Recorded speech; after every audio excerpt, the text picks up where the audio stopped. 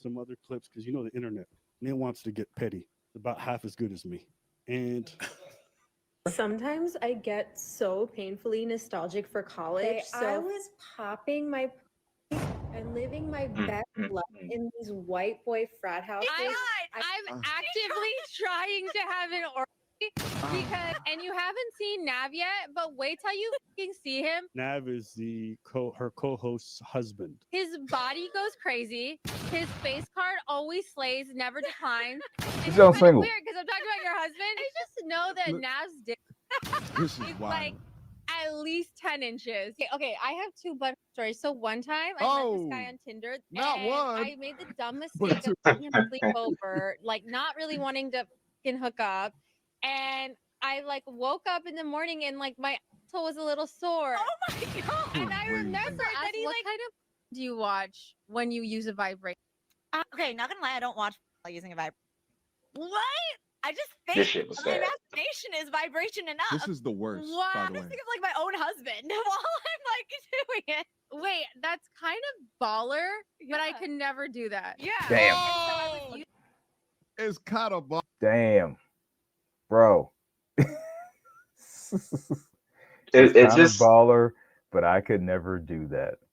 That's you some can't wild. even. That's some wild stuff to say out your mouth, bro. That's kind of baller, but I could. Imagine being you- able to build an you app. think On about TV, your though. you think about your husband when Mhm. you're masturbating. I could never do that. That's amazing for Right. you. I'm so happy Right. for you, but that's not my Aren't you experience. supposed to be like actively having sex with your husband? Like, isn't that like part of the fun of marriage? I don't know. It's just weird, bro, because first of all, that's several lines were crossed. You're like thirsting after your friend's husband. You know, it's one thing if you make one or two jokes, but you're like you basically make it a segment on your podcast. You make it all about that piece of it, and then Yeah. you can't give your husband any type of respect. And her friend doesn't seem to be trying to like feed into it or like, yeah, girl, let's do this and all that kind of stuff. But it's just like You're not stopping the for shit either, though. yeah, she ain't stopping either. Yeah, because Go this now. has been Bar this at is this him. point. My wife also hadn't had any sexual partners, so that helped us connect a lot more. Let me ask you this: wow. And do I- you believe her? hell no. If you've seen her, then it's hard to believe. I remember I was just like, "What?" Yeah, But she was like, too good to be she was true. 22, I was 31. There was an age gap. This little clip right here is spliced together with some other clips because So, like I said, Sometimes I get so painfully nostalgic for college. experience? I was popping my and living my best life in these white boy frat houses. I'm so you got you got one that was like, we were both virgins.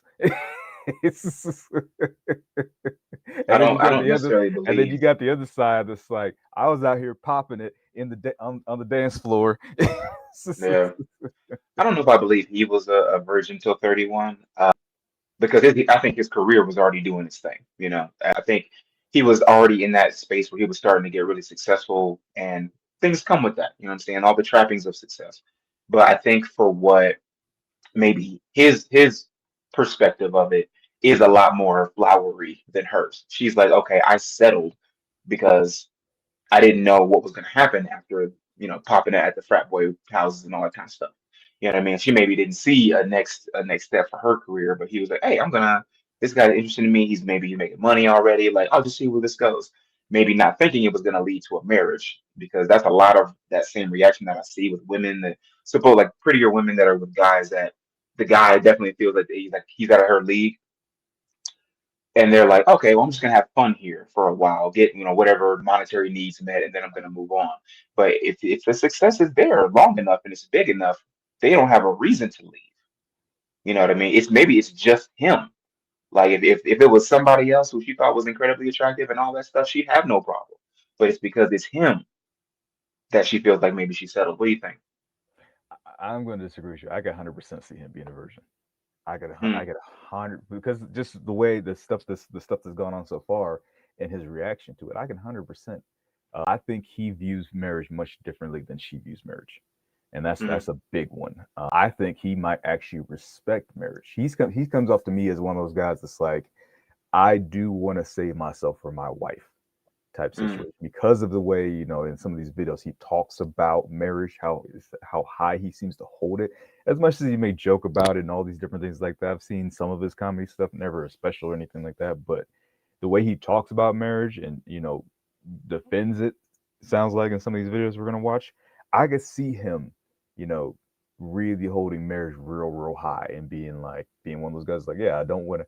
Now, I'm not saying he didn't do anything before marriage, because there's a lot you can do up until penetration of the, you know, the JJ, you know, which for most people is the thing that counts as you being a virgin. You know, it's like you've never, if you haven't entered one since you've been out of one, you're still a virgin for a lot of people, you know. But there's a lot of stuff you can do in between. So I'm not saying he didn't do any of that, but one, he comes up to me as as a pretty insecure dude. Two, I think he values marriage to a point where I could see him actually holding, if he did get the opportunity, holding back from actually going all the way until he got married.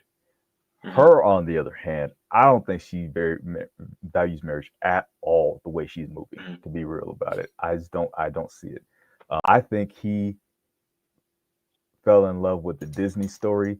I think he fell in love. I think she chased the bag. In my mind, for sure. Yeah, and it happens a lot. You know, unfortunately, if women see that potential of, because not a lot of guys got it, man. Like if you're either in that point where you're starting to get successful or you've been successful and you're able to maintain that, I feel like a lot of guys can't really do that. So if a woman sees that opportunity and she's willing to put up with you enough, that might be it for her. But it is, make no mistake, it is putting up with you. I think she puts up with him. He might love her. She puts up with him. Yeah. So a quick question as far as, like, you know, for the audience, have you ever put a woman on a pedestal? That's definitely what I see here. Have you ever put a woman on a pedestal and kind of above your own self-respect? I know I have, you know, a couple of times, you know, I have, you know, a couple of times, you know, and it sucks, but then it's almost at least one time is necessary for you to kind of figure out, okay, what do I need to change in order to make sure that this doesn't happen again? It can happen several times, you know what I mean? Especially because we kind of get that Disney story where that man caters to that woman. You know, I'm trying to save you, I'm trying to provide for you, to take you away from this life and all the other kind of good stuff. And we expect her to be grateful. But if that woman doesn't want to be with you, how much can you really expect? You know? So if you can leave it in the chat, yes or no. Have you ever put a woman on a pedestal? And, you know, we can definitely look at that as we're going through the rest of this year. Yeah, man, for sure. I mean, I know I have. Like I said, 100%. I've definitely been there. So I'm like, I can see it so clearly now when dudes are doing it, because I'm like, man, that reminds me of like when I did this. And I mean, because like I said, the guy you described in, you know, writing the love letters and everything like that, I was that guy. I was the guy writing poetry to, you know, to women, you know, like starting elementary school, moving my way up. And I stopped that particular thing like in junior high, because I had such bad results from it that I was never again. Like I've had women that I, you know, I write. She's like, "Oh, you write poetry? Why have you never written me poetry?" It's like, because all the women before you fucked that up for you. I've never written a poem for a woman except my wife, but we were dating at the time. Because I told her I used to write poetry, like, you know, way back in the day, but I never gave it to anybody. I just kept it. So she was like, "Oh, write me one." So I wrote her one, but she didn't see the vision. Let's put it that way. She didn't see the vision. She didn't see the vision. Wow. Like, I thought it was dope. She was like, "What's this shit?" And I was like, "Man, all right, well, you don't get any more either." That's the stuff that makes you like, yeah, you're never gonna see another poem ever again. And I don't think women realize just how important that is when a guy does put his time and energy and feelings down on a piece of paper like that. You know how fragile that little egg is. It's like, and like I said, at least you wrote it to women who you were, you know, women you were dating. I was writing it to random chicks that I was like into, you know, women that I liked. I was writing it to women that I liked, but I wasn't in relationships with them. You know, I was like, I had a hard time expressing myself directly to them, talking to them. So it's like I would write them, you know, the secret, you know, letter, put it in a nice envelope, put it on their desk type shit. I did all that. I did I did all the things. you know, but it's that stuff does not play out well, man. Is like Hmm. that simp behavior. Here's the thing: if you're going to do stuff like that, do it for women who are actually who've shown you that they value you before you Hmm. do stuff like that. You know, not the things that you can do for me. Like it's like there are some guys who the first thing they do is buy women stuff. It's like I was broke, luckily, so I didn't buy Hmm. women stuff. You know, it's like no, I have blown some money on women when I had money. It's like the one who should have never had any of that. Yeah. But men will either lead. You got to protect your meat, basically. You know, is what we talk about. You know, your money, your energy, your attention, and your time. I've given all of those away. I've given away my meat all over the place. And yes, I meant that Yeah. to sound how it sounded. You know, but yeah, I've definitely, you know, at first it was my energy and my attention and my time. Is I just get, you know, I didn't have any money, so I was just giving it away. Then I started getting some money and was still simp and started giving away my money too, along with that. Hmm.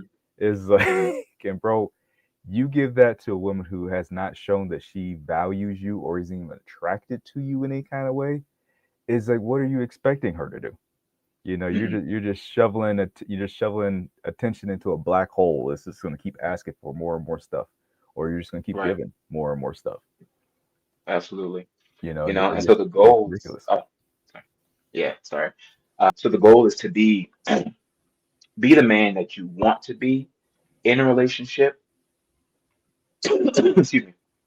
Be the man you want to be in a relationship before the relationship, because Mhm.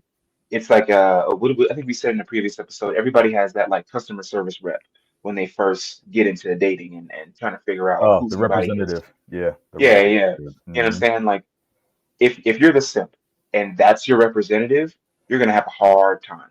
You know what I mean? Because you're already starting out the gate with what, you know, in financial services they call it the white glove service. You're trying to cater to them and give them everything they need up front because it's like, look at me, look at all the value that I have and the things that I can give you, instead of this is what I'm doing for myself. If you want to be a part of this, you can. I'm going to treat you right. However, I'm not making you my main mission.